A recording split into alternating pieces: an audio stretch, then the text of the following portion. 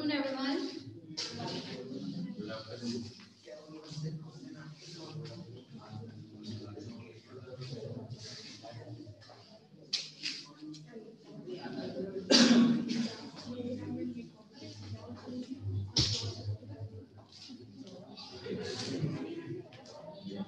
हाँ भी second year, आज से आप लोगों का नया टॉपिक स्टार्ट होगा।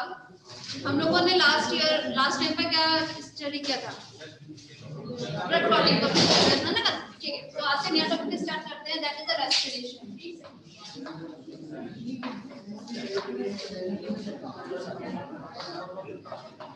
रेस्पिरेशन, ठीक, श्वसन। क्लास इतनी तेज मैं नहीं बोलने वाली, सुनना है, शांति पूर्वक सुनिएगा आप लोग। श्वसन क्या होता है? श्वसन भाई देखा जाए तो ये टॉपिक के बारे में सब जानते हैं। श्वसन क्या होता है? क्या होता है श्वसन? ऐसे बोलने से अच्छा है ना, तेज बोल रहे, मैं भी सुन रही हूँ।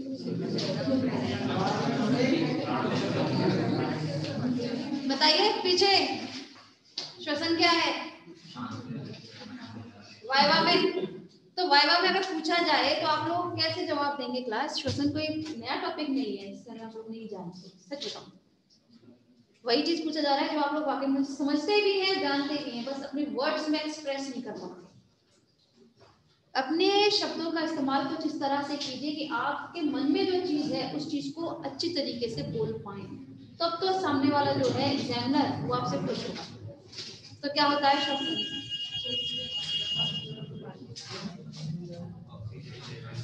ऑक्सीजन का लेना और कार्बन डाइऑक्साइड का निकालना, रिलीज करना उसको, ठीक। अच्छा, आप लोग जानते हैं जब हम लोग बात करें अपने ऑक्सीजन के बारे में कि हम लोग इसमें क्या करते हैं, ऑक्सीजन लेते हैं, ठीक। तो ये तो ऑक्सीजन लेना, कार्बन डाइऑक्साइड निकालना बच्चों वाली डेफिनेशन है। पहली बात, क्या ये श्वसन की कैटेगरी में आती है या फिर ब्रीदिंग में? ब्रीदिंग में आती है सिर्फ, ठीक, वेरी नाइस। ऑक्सीडेशन होगा, किसका होगा ऑक्सीडेशन? हाँ, देखिए सिर्फ ग्लूकोज का नहीं, आप जो भी भोज्य पदार्थ खाते हैं तो उसमें से हम लोग जनरली ग्लूकोज के बारे में पढ़ चुके हैं, इसीलिए हमारे मन में जो आता है डायरेक्ट ग्लूकोज आता है, ठीक। जबकि मैंने स्टार्टिंग में आप लोगों को बताया था कि इसमें हम लोग ग्लाइकोलिसिस की हम कब बात करते हैं, जब बात ग्लूकोज की हो, कार्बोहाइड्रेट की हो, ठीक। लेकिन जब हम बात करें अपने प्रोटीन की, तो प्रोटीन का कंबक्शन जो है किसके थ्रू होगा? डीएमिनेशन के थ्रू, जबकि फैट्स का होता है बीटा ऑक्सीडेशन के थ्रू, ठीक है। लेकिन जनरली जब हम लोग बात करें रेस्पिरेशन की, श्वसन की, तो उसमें ऑक्सीजन हम लोग लेते हैं, तो उससे क्या होता है, जो हमारे भोज्य पदार्थ होते हैं उनका दहन होता है, दहन, ठीक है, जिसकी वजह से क्या होगा, आपकी एनर्जी जो है रिलीज होती है। जैसे फॉर एग्जांपल हम लोग बात करें ग्लूकोज की, आप लोग जानते हैं ग्लूकोज के बारे में, ठीक है। तो ग्लूकोज का फॉर्मूला क्या होता है? ठीक है, ग्लूकोज का, ठीक है, वही चीज लेके चलेंगे जो आप लोग अच्छे से समझ सकते हैं। तो इसमें जब हम बात करें श्वसन की, तो श्वसन में क्या होता है? ऑक्सीडेशन होता है, ऑक्सीकरण होगा, ठीक। और ऑक्सीकरण के बाद ग्लूकोज का किस किस में मॉलिक्यूल में टूटते हैं भाई? एक तो देखिए हमने क्या किया, ऑक्सीजन को लिया था और कार्बन डाइऑक्साइड को निकाला था, ठीक। तो कार्बन डाइऑक्साइड के तो अणु बनेंगे और जल के अणु बनते हैं और ऊर्जा बनती है, ठीक। ऊर्जा में जब हम लोग बात करें, जब आप अपनी इस इक्वेशन को बैलेंस करेंगे, संतुलित करेंगे, तो हमारे पास ये रहेगा, ठीक है। लेकिन मैंने यहाँ पर एटीपी के लिए थोड़ी जगह छोड़ी हुई है, कितना लिख दूं? 38 या 36? Are you sure? 38 अणु बनते हैं इसमें एटीपी के, ठीक है। तो ये आप लोगों को पता होना चाहिए कि एक ग्लूकोज के अणु के ऑक्सीडेशन से कितने एटीपी मॉलिक्यूल बनते हैं? 38 पूछा जाता है, ठीक है। तो चलिए आगे बात कर लेते हैं। तो जब हम लोग क्लास बात करेंगे श्वसन के बारे में, लिखिए आप लोग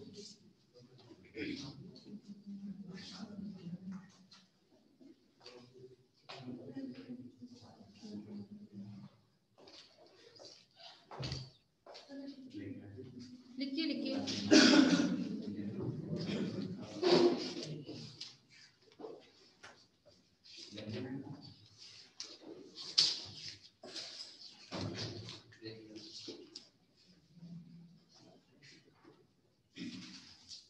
ठीक है, होप सो लिखा होगा आप लोगों ने, ठीक है। ये होप सो का मतलब होता है, आप जानते हैं क्या होता है, आशा करती हूँ, ठीक, ये आशा करता हूँ। तो आप लोग मुझे इसी चीज में रिप्लाई देते हुए शोभा नहीं देते, ऐसा लगता है बिल्कुल इलिटरेट है, जानते ही नहीं है शब्द का मतलब क्या होता है। कम से कम सामने वाले की बात को समझो, उसके बाद में रिप्लाई करना है ना, एक इंटेलिजेंट पर्सन की होती है, वरना बाकी तो कौवे भी काऊ काऊ ही करते हैं।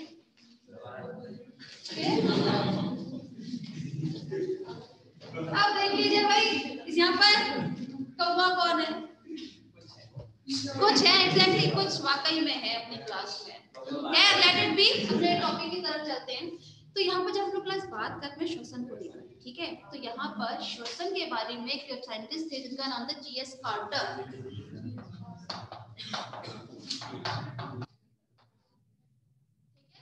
जीएस कार्टर, तो जीएस कार्टर ने श्वसन के कुछ प्रकार बताए थे।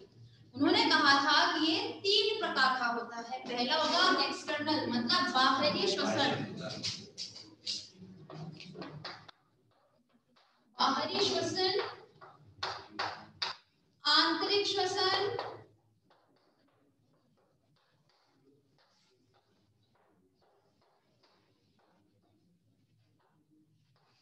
और एक होता है सेलुलर रेस्पिरेशन, जिसे हम हिंदी में बोलते हैं कोशिकीय श्वसन।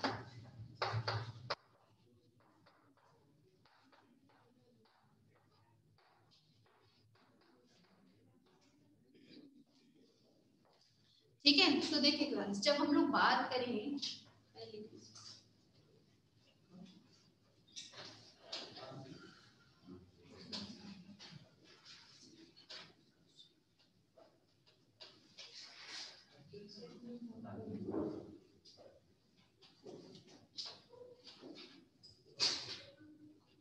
हो गया। तो देखिए क्लास, जब हम लोग बात करें अपने बाहरी श्वसन के बारे में, बाहरी श्वसन मतलब हमारा ऑक्सीजन लेना, ठीक, हम ऑक्सीजन लेते हैं अपने श्वसन मार्ग के थ्रू, ठीक है ना। श्वसन मार्ग क्या होता है, कोई बता सकता है? श्वसन मार्ग क्या होता है, जबकि हम लोग बात करते हैं जब एलिमेंट्री कैनाल, आहार नाल के बारे में, तो आप लोग जानते हैं माउथ, बक्कल कैविटी, मुख गुहा, मतलब आपकी ग्रसिका, ग्रसनी, सब चीज आते हैं, स्टमक वगैरह। इसी तरह से आपका श्वसन मार्ग भी होता है। क्या कोई स्टूडेंट मुझे बता सकता है श्वसन मार्ग के बारे में?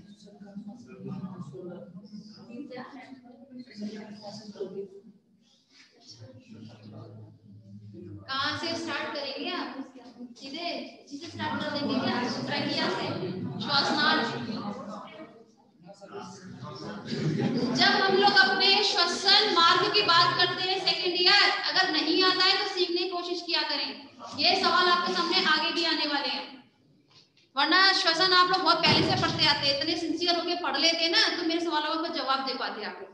हंसना बहुत आसान है। खैर, जब हम लोग बात करें श्वसन मार्ग के बारे में, तो ये स्टार्ट होता है आपके नासा छिद्रों से, ठीक है। ये नासा छिद्र आगे की तरफ जाते हैं, क्या बनाते हैं? नेजल चैम्बर, जिसे हम क्या बोलते हैं आपका हिंदी में? नासा द्वार बोल सकते हैं आप इसको, ठीक है। जो अंदर की तरफ चलकर कहाँ खुलेगा? ट्रैकिया में होता है, श्वास नाल में, ठीक। श्वास नाल फिर आगे की तरफ विभाजित होता है और क्या बनाता है? मैं देखिए रफली बनाती हूँ, आप लोगों को नहीं बनाना, पहले बता दूं। ये है आपका ट्रैकिया। ट्रैकिया आगे की तरफ विभाजित होता है, क्या बोलते हैं इसे हम? ब्रोंकस, ठीक, या ब्रोंकियाई। ब्रोंकियाई, ब्रोंकस दोनों ही एक ही अल्फाज होते हैं, सिर्फ अंतर रहता है एक वचन और बहुवचन में। अगर मैं सिर्फ एक वचन लेके चल रही हूँ, मतलब ये और ये अलग अलग है, तो ब्रोंकस बोलेंगे। दोनों को लिया जाएगा तो ब्रोंकियाई, ठीक। आगे की तरफ ये फिर से विभाजित हो जाती है, क्या बोलते हैं? ब्रोंकियोल्स, ठीक। और ये ब्रोंकियोल्स आगे की तरफ विभाजित होती है, पुपिकाएं बनाती हैं, जिन्हें हम इंग्लिश में क्या बोलते हैं? एल्वोलाई, ठीक। एल्वोलाई वो जगह होती है हमारे लंग्स में जहां पर आपका गैसों का आदान प्रदान होता है, एल्वोलाई के थ्रू। समझ में आया? तो आप लोगों को श्वसन मार्ग के बारे में थोड़ा पता होना चाहिए क्लास। नेक्स्ट देखिए क्लास, जब हम लोग बात करें बाहरी श्वसन, बाहरी श्वसन मतलब इसमें आपका ऑक्सीजन लिया गया है वातावरण से, ठीक है, और कहाँ जाएगा, नोज के थ्रू, नोज के थ्रू ही जाएगा ना। फिर या आप लिख सकते हैं नोस्ट्रिल, ये नासा छिद्र, ठीक, और फिर कहा जाते हैं नेजल चैम्बर में। नेजल चैम्बर सभी स्टूडेंट समझते हैं, नेजल चैम्बर होते हैं ये, ठीक, नेजल चैम्बर। नेजल चैम्बर से मैं डायरेक्ट इसको लिखते चलती हूँ, ठीक है, ये कहाँ जाएगी, हमारे लंग्स में, बस यहाँ तक हमने रोक दिया, लंग्स तक पहुंचने तक। ट्रेकिया वगैरह को मैंने स्किप कर दिया, छोड़ दिया है, ठीक है।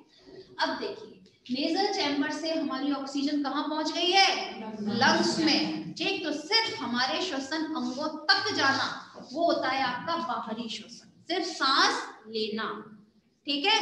हालांकि जब हम लोग बात करें बाहरी श्वसन के बारे में तो ये भी आपके दो प्रकार के होते हैं, एक्सपायरेशन और इंस्पायरेशन, जिन्हें हम हिंदी में बोलते हैं आपके निश्वसन और उच्छ्वसन। तो निश्वसन क्या होता है, ऑक्सीजन का लेना, ये होता है इंस्पायरेशन, मतलब जिसे हम बोलते हैं निश्वसन। एक होता है कार्बन डाइऑक्साइड का बाहर निकालना, जिसे हम क्या बोलते हैं, उच्छ्वसन, एक्सपायरेशन, ठीक है। ये दोनों ही प्रकार किसमें आपके बाहरी श्वसन, ठीक है।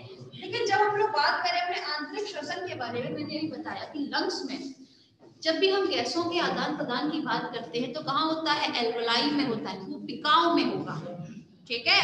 तो कूपिकाओं में जब हम बात करें तो जब लंग्स और लंग्स में जो रक्त बहता है, भाई यहाँ तक जा रहा है तो किसके थ्रू जाएगा, रक्त के थ्रू तो जाता है, ब्लड के थ्रू तो जाता है, जिसे हम बोलते हैं अशुद्ध रक्त या शुद्ध रक्त। डिफरेंस समझते हैं आप, शुद्ध रक्त और अशुद्ध रक्त में, समझते हैं ना, समझ में आता है ना, गुड।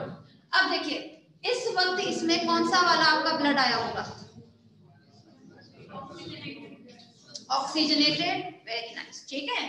तो अब क्या होता है यहाँ पर आंतरिक श्वसन में, यहाँ पे रक्त में और एल्वोलाई, ठीक है, इन दोनों में क्या हो जाएगा, गैसों का आदान प्रदान, मतलब ऑक्सीजन जो यहाँ तक गई थी वो अब कहाँ चली जाएगी, ऊतकों में चली जाएगी। इसीलिए हम आंतरिक श्वसन को ऊतकीय श्वसन बोलते हैं, क्या बोलते हैं, ऊतकीय श्वसन, ठीक है। क्योंकि आपके बाहरी श्वसन में क्या हो गया था, गैसों का आदान प्रदान, यहाँ पर रक्त में तो ऑक्सीजन चली गई थी और रक्त में मौजूद कार्बन डाइऑक्साइड बाहर आ गई थी, जो इसे फिर हम लोग फिर से अपने इसी श्वसन मार्ग के द्वारा बाहर निकालते थे। समझ में आया। अब देखिए जब हम लोग बात करें अपने तीसरे कोशिकीय श्वसन के बारे में, तो ऊतक में जो आपका ऑक्सीजन था जब वो हमारी सेल में पहुंचकर क्या करेगा, दहन की प्रक्रिया करता है, ठीक है, तो उसे हम कौन सा बोलता है, अब उसे क्या बोलेंगे, कोशिकीय श्वसन, ठीक है, मतलब सेल्यूलर रेस्पिरेशन। समझ में आया। देखिए क्लास जब हम लोग बात करें अपने बाहरी श्वसन के बारे में, तो बाहरी श्वसन किसके द्वारा होगा, ये तो पूरा मार्ग बताया है आपने, यहाँ पर कुछ अंग हम यूज करते हैं जनरली, ठीक है ना, श्वसनांग जिन्हें हम बोलते हैं। तो श्वसनांग कौन कौन से होते हैं, कोई बता सकता है मुझे, श्वसनांग के बारे में कुछ तो बताइए, कौन कौन से होते हैं श्वसनांग। श्वसनांग मतलब श्वसन करने वाले अंग, ट्रेकिया के द्वारा श्वसन नहीं होता। क्लास मैंने सामने लिखा हुआ है लंग्स, लंग्स क्या है, श्वसनांग है आपका, रेस्पिरेटरी ऑर्गन है आपका, ठीक है। लेकिन यहाँ पर हम जब लंग्स की बात करते हैं तो किसमें प्रेजेंट होंगे, हमारे एवीज में, मैमल्स में, ठीक है। लेकिन हमें यहाँ पर किसकी स्टडी करनी है, कशेरुका की, ठीक है ना, पूरी तरीके से वर्टिब्रेट्स की करनी है। तो और वर्टिब्रेट्स ऐसे हैं जिनमें वृक्कों के अलावा, आई मीन सॉरी लंग्स के अलावा, फेफड़ों के अलावा किसी और से भी होती हो, क्लोम्स के द्वारा होती है, किसमें, एम्फीबियंस में, बिल्कुल सही बात है, क्लोम के द्वारा भी होता है, स्किन के द्वारा भी होता है, ठीक है, मतलब त्वचा, क्लोम, क्लोम मतलब गिल्स, ठीक है, त्वचा, त्वचा के द्वारा जब हम श्वसन की बात करते हैं तो किस द्वारा, किसके द्वारा होती है श्वसन, भाई किस विधि के द्वारा होता है श्वसन? में पहले भी बात कर चुकी हूँ कई बार, विसरण, विसरण विधि के द्वारा होगा। Very good. विसरण विधि क्या होती है? उच्च सांद्रता से निम्न सांद्रता की ओर। जब भी हम बात करें किसके बारे में? त्वचा के द्वारा रेस्पिरेशन के बारे में, श्वसन के बारे में, हमारे दिमाग में एक ही टर्म आता है, दैट इज अ मेढक। मेढक आता है दिमाग में, ठीक है, कि मेढक में जो है जो श्वसन होता है वो त्वचा के द्वारा भी होता है, ठीक है। तो उसमें किसके द्वारा होता है, किस विधि के द्वारा होगा? विसरण विधि के द्वारा। विसरण विधि मतलब उच्च सांद्रता से निम्न सांद्रता की ओर, ये पता होना चाहिए, ठीक है। तो चलिए बात कर लेते हैं, आप लोगों को लिखना है, लिखिए से, फिर आगे चलते हैं।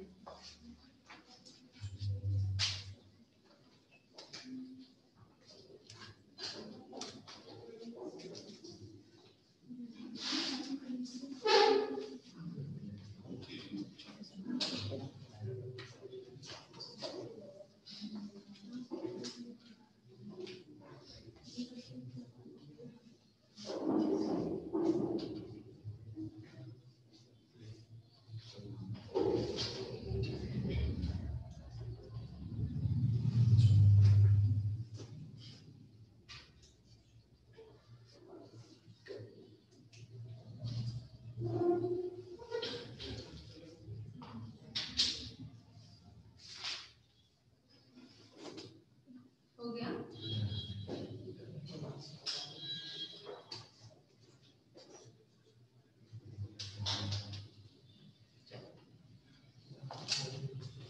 ये तो था किसके द्वारा था? जीएस कार्टर ने जो बताए थे, ठीक है, टाइप्स ऑफ श्वसन। लेकिन अब हम लोग बात करेंगे अपने श्वसन के प्रकारों के बारे में। जनरली जब हम श्वसन के प्रकार के बारे में बात करते हैं तो दो प्रकार के श्वसन बताए गए हैं। कौन कौन से होते हैं? फर्स्ट इज वायुवीय,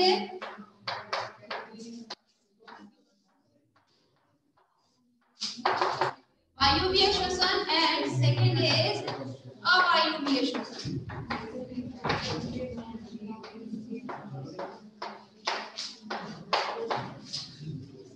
अवायुवीय श्वसन, ठीक है। देखिए क्लास, पहले हम लोग बात कर लेते हैं अपने वायुवीय श्वसन के बारे में। आप लोग जानते हैं वायुवीय और अवायुवीय श्वसन में क्या अंतर होता है? जब हम वायुवीय श्वसन की बात करते हैं तो उसमें हमें जरूरत होती है ऑक्सीजन की, जबकि अवायुवीय श्वसन में ऑक्सीजन की रिक्वायरमेंट नहीं होती है, ठीक है। दूसरी खास बात, जब हम बात करें अपने वायुवीय श्वसन में, ठीक है, तो उसमें क्या होता है? हम ऑक्सीजन लेते हैं, ठीक है। अच्छा, एक और खास बात बताना मुझे कि हम लोग ऑक्सीजन सिर्फ इसीलिए लेते हैं कि जिससे हम जीवित रह सकें। भाई ऑक्सीजन का मैंने कंबक्शन का बता दिया, दहन के लिए हम लोग जनरली लेते हैं, जिसके से भोज्य पदार्थ का दहन होता है, ठीक है। तो दहन से होता क्या है?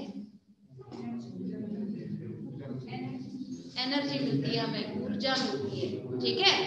अच्छा, एक बात बताओ, अगर मैं बात बोलूं, नॉर्मल सी बात है, बहुत बड़े लोग जो थे पहले के जमाने में ये बोला करते थे कि सांसें जो है ना इंसान को गिनी हुई मिली हुई है ना, गिनती की सांसें हैं। इसका कोई मतलब होता था क्या? क्या मतलब होता था? नहीं, सांसें गिनती की मिली हुई है, इसका कोई मतलब बता सकता है? कभी सोचा है? भाई सुना सबने कि ऐसे बोलते थे, है ना। इसका मतलब था कि बड़े बुजुर्ग ये बोलते थे कि हमारे पास काउंटेबल है हमारी सांसें। काउंटेबल मतलब इसको आप जल्दी जल्दी खर्च करने से बेटर है इसको धीरे धीरे लीजिए। मतलब एक बार ऑक्सीजन लेने के बाद में उसको थोड़ी सी देर में रखिए, जबकि हम लोग क्या करते हैं, बहुत जल्दी ऑक्सीजन लेते हैं, कार्बन डाइऑक्साइड रिलीज कर देते हैं, तो करते हैं हम।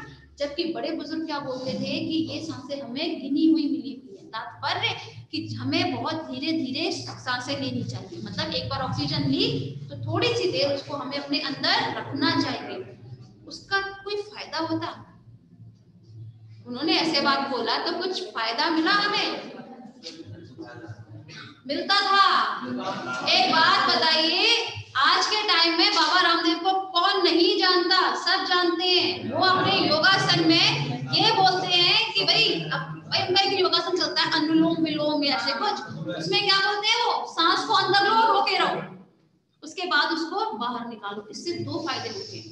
एक तो हमारा जो ग्लूकोज होता है, ग्लूकोज या हमारे जो इतने भोज्य पदार्थ है उनका अच्छे से दहन होगा। भाई ऑक्सीजन जितने हम लोग अंदर रखेंगे तो हमारी कोशिकाओं में ऑक्सीजन देर तक रहेगी।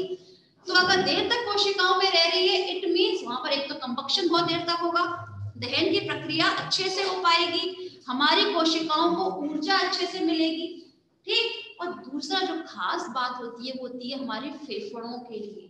आजकल के जो आप लोग देख रहे हैं ना, ये कोरोना की वजह से इतनी सारी डेथ हो जा रही है, रीजन जो है हमारे लंग्स में इतनी कैपेसिटी नहीं रही है अब कि हम लोग क्या कर सके, थोड़ा टाइम तक सरवाइव कर सके, जीवित रह सके। अब हमारे लंग्स जो है, फेफड़े जो हैं थोड़े वीक हो गए हैं, हम लोग सांस बहुत जल्दी लेते हैं छोड़ते हैं। जबकि योगासन क्यों इतना इंपॉर्टेंट आज के टाइम में अपना रोल प्ले करता है, क्योंकि उसमें हमें हमारे फेफड़ों में ऑक्सीजन को ज्यादा टाइम तक स्टोर करना सिखाया जाता है।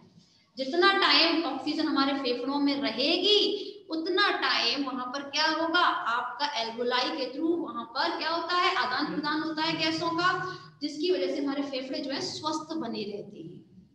वरना देखिए आज के टाइम में बहुत जनरल सी बात है, जनरल सी, कि फेफड़े खराब हो रहे हैं। आप बहुत नॉर्मल सी देखेंगे फेफड़े बहुत जल्दी खराब हो रहे हैं। तो पॉल्यूशन, ऊपर से हमारा ये दिनचर्या जो है बहुत खराब है, हमने योगासन सब चीज छोड़ रखा है। जबकि आज के टाइम में सब लोग क्या कहते हैं, वेट लॉस करना है ना, एक काम करिए, वहां चले जाइए जिम, ट्रैकिंग मिल पे आप खूब दौड़िए। जबकि दौड़ने से बेटर बताया गया है, अगर आप वैसे भी करते हैं तो योगासन। रीजन है क्योंकि ट्रैक मिल पे जब हम लोग दौड़ते हैं उस वक्त हमारे पास एनर्जी, हमें बहुत ज्यादा कैलोरीज वहां हम बर्न तो करते हैं, लेकिन वहां पर हमारी एनर्जी हमें उतनी नहीं मिलती है। क्यों नहीं मिलती, क्योंकि उस वक्त हम जितना ज्यादा दौड़ते हैं उस दौरान हमारे अंदर ऑक्सीजन भी जाती है, उतनी ही जल्दी बाहर निकल जाती है, क्योंकि दौड़ते वक्त इंसान को ज्यादा ऑक्सीजन की रिक्वायरमेंट होती है, राइट, वो हाफता है उस वक्त, ठीक है। तो जिसकी वजह से आपको इतनी एनर्जी नहीं मिल पाती जितनी मिलनी चाहिए।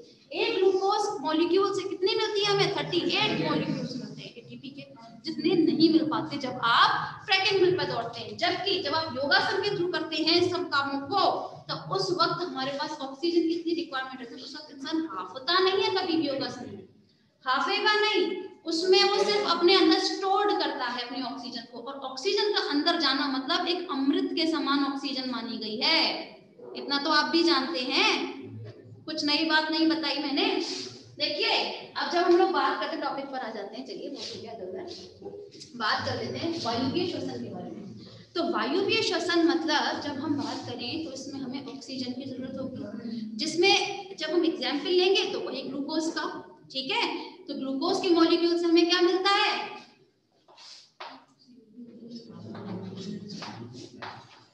ग्लूकोज से मिला आपका क्या चीज,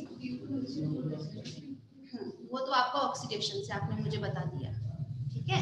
लेकिन आपने ग्लाइकोलिसिस पढ़ा होगा ग्लूकोज का, ठीक है। तो हमें क्या मिलता है, 2 पायरुविक एसिड मिलते हैं। फिर पायरुविक एसिड में पहले ही बता चुकी हूँ, 2 कंडीशन होती है, एक वायुवीय होगी एक अवायुवीय। वायुवीय तो आपका किस में जाएगा, क्रेब्स साइकिल में जाएगा, ठीक है, जिसमें बाद में हमें 38 एटीपी मिलेंगे।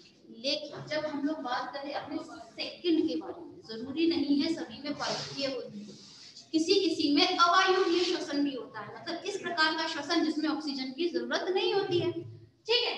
तो इस प्रकार के श्वसन में हम लोग क्या करते हैं, ऑक्सीजन नहीं है तो उस दौरान पहले तो पता होना चाहिए होता किसमें वायुवीय श्वसन, किसमें होता है, यीस्ट और बैक्टीरिया में होता है कुछ, है ना, एनारोबिक जो बैक्टीरियाज होते हैं। और दूसरा होता है आपका मांसपेशियों में अवायुवीय श्वसन होगा, तो ऑक्सीजन क्यों ले रहे हैं हम नहीं, आप लोगों ने सुना होगा जितने भी परजीवी होते हैं, ये हमारी ऐसी जगह पे निवास करते हैं जहां पर हमको ऑक्सीजन रिक्वायरमेंट नहीं होती है, तो वो श्वसन किसके द्वारा करते हैं आपके, अवायुवीय श्वसन के द्वारा, ठीक है ना। तो चलिए हम सिर्फ जनरली यीस्ट को लेकर बात करते हैं, क्योंकि यीस्ट आप लोगों के दिमाग में अच्छे से बैठा हुआ है, ठीक है। तो उस वक्त यीस्ट जो है वो क्या करेगी, पायरुविक एसिड को किसमें तोड़ देती है, लैक्टिक एसिड और आपके एटीपी मॉलिक्यूल्स में, ऊर्जा वहां पर भी मिलती है हमको, ठीक है। लेकिन ये हमारे टॉपिक में नहीं है तो उसको हमें लीव करना पड़ेगा, ठीक है, तो चलिए क्लास आप लोग इसको नोट डाउन कीजिए। वायु में श्वसन लिखना चाहते हैं लिख लीजिएगा इसको। जहां पर आपने वायु भी लिखा है ना, वहां अपनी वो इक्वेशन लिख लीजिएगा।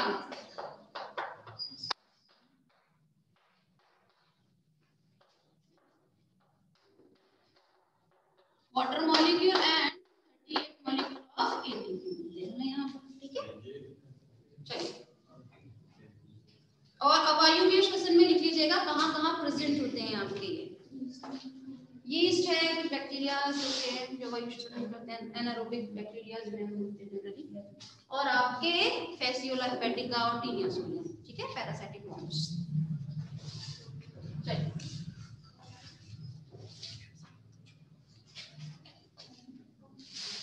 लंग्स को फुफ्फुस भी बोलते हैं। चलिए लिख लिया ना, लिखिए।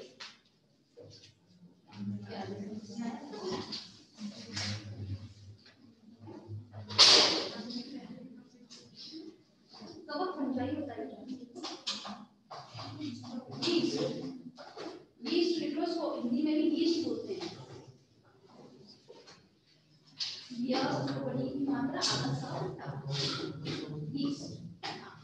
कुछ बैक्टीरिया,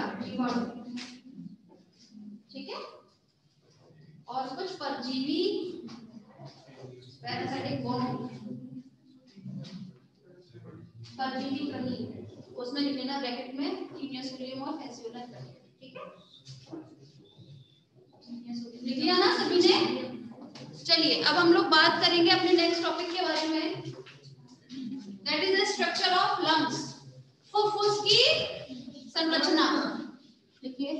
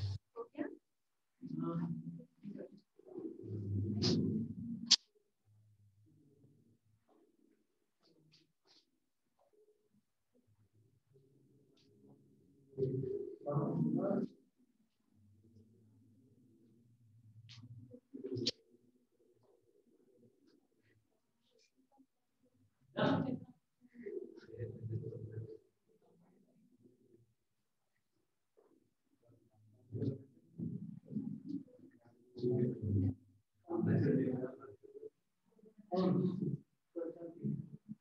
हो गया क्या सभी स्टूडेंट्स ने बना लिया नहीं डायग्राम?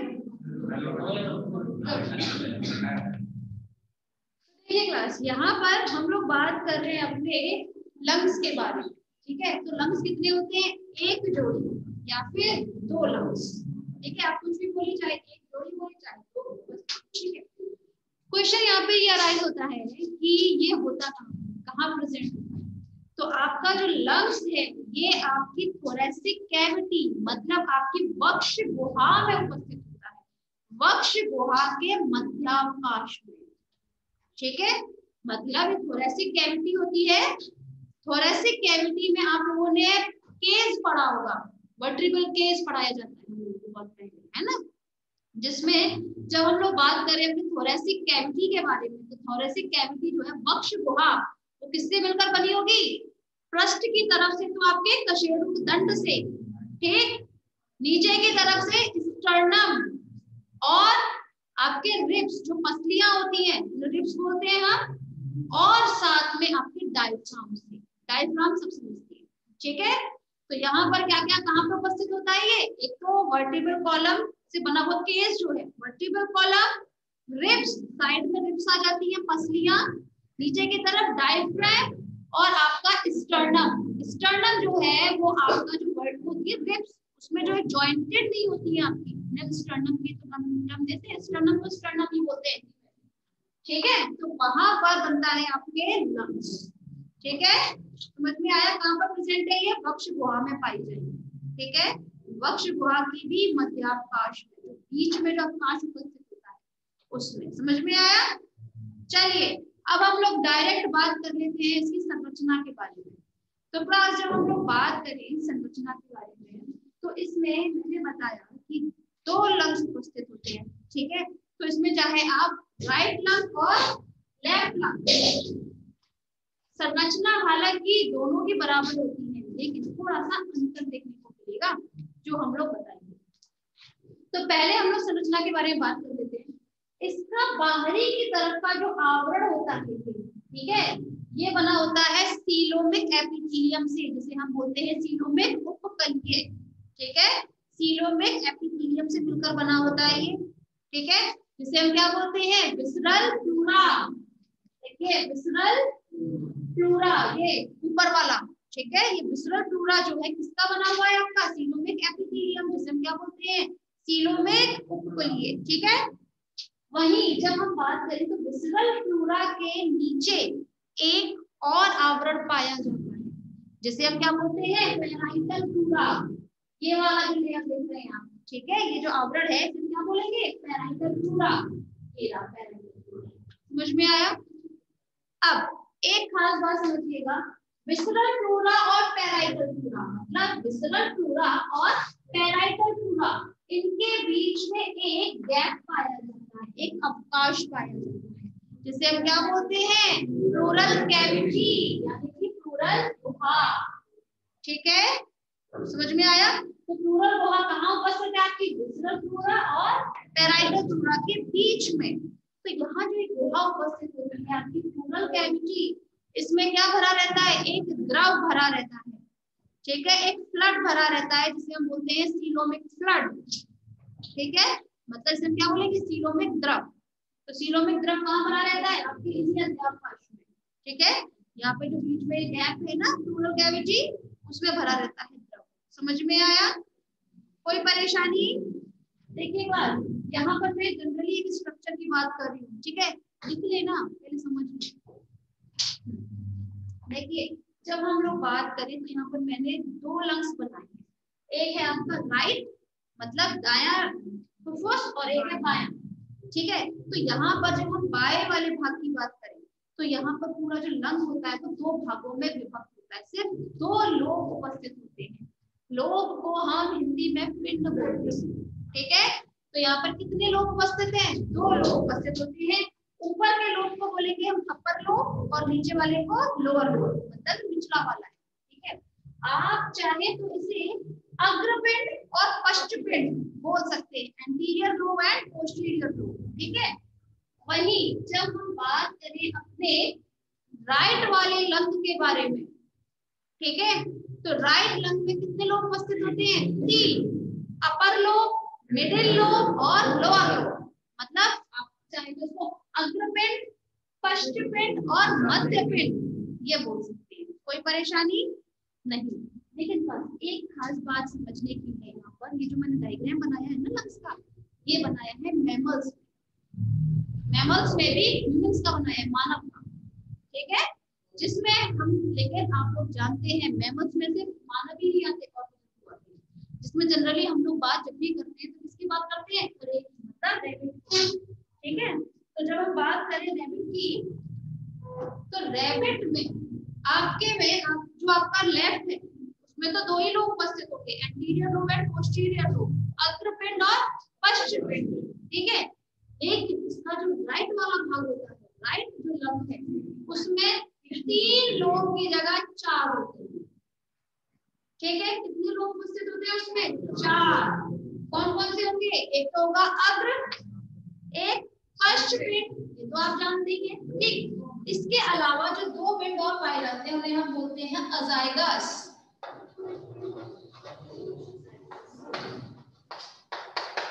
अजाइगस लोब या अजाइगस पिंड। ये अजाइगस लोब जो है ये भी 2 होते हैं, एंटीरियर मतलब अग्र अजाइगस पिंड और पश्च अजाइगस पिंड। समझ में आया? तो खरहे में कितने हो गए? राइट वाली लंग में 4 लोग उपस्थित होते हैं, ठीक है। एक तो है आपका एंटीरियर मतलब अग्रपिंड, पश्चपिंड, अग्र अजाइगस लोब और पश्च अजाइगस लोब, ठीक है। 4 हो गए इसमें, और जबकि लेफ्ट वाले में वही। समझ में आया? अब देखिएगा यहाँ पर जो मैंने डायग्राम बनाया हुआ ना आप लोगों का, ये मैंने ट्रेकिया से बनाया है, ट्रेकिया से, ठीक है ना। आप लोग जानते हैं जब भी हम इसकी बात करते हैं, तो शायद आप ही क्लास में किसी ने मुझसे पूछा था कि रेस्पिरेटरी पाथ में और इसमें जब डाइजेशन के बारे में बात चल रही थी, तो मैंने कहा था कि 2 पाइप होते हैं, है ना। एक तो होता है रेस्पिरेटरी पाथ, मतलब जिसमें आपका ये ट्रेकिया होता है, और एक होता है ईसोफेगस। तो ये 2 पाइप उपस्थित होते हैं हमारे यहाँ, ठीक है। समझ में आया? तो मैंने बनाया हुआ है ट्रेकिया, श्वास नाल जिसे हम बोलते हैं। श्वास नाल आगे की तरफ 2 भागों में विभक्त हुए हैं। क्या बनाया है उसने? ब्रोंकस, सिंगुलर टर्म लिया है, एक वचन ब्रोंकस, दोनों को लेती तो ब्रोंकियाई। आगे की तरफ ये विभाजित होते हैं, ठीक है। तो किसमें विभाजित होते हैं? ये ब्रोंकियोल्स में, ठीक। ब्रोंकियोल्स आगे की तरफ फिर से विभाजित हो जाते हैं और क्या बनाते हैं? कूपिकाएं। ये हमारे एक जो हमारे लंग्स होते हैं, तो दोनों लंग्स में कितनी कूपिकाएं उपस्थित होती है? इसमें 56, 75 करोड़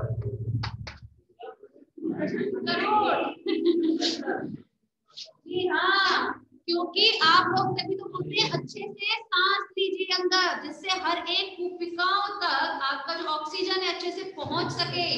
तभी तो भाई कूपिकाओं में तो आदान प्रदान होगा कार्बन डाइऑक्साइड और ऑक्सीजन के बीच में। तो जब वहां तक ही ऑक्सीजन नहीं पहुंचेगी तो बात क्या है फिर, ठीक है। समझ में आया इसका ये डायग्राम? बीच में मैंने छोटा सा हृदय जरूर बनाने की कोशिश की है, क्योंकि हृदय के बीच में उपस्थित होता है स्टेज में, ठीक है। तो इसको डिस्क्राइब नहीं किया आप लोगों को। समझ में आया? कोई परेशानी सेकंड ईयर? ठीक, चलिए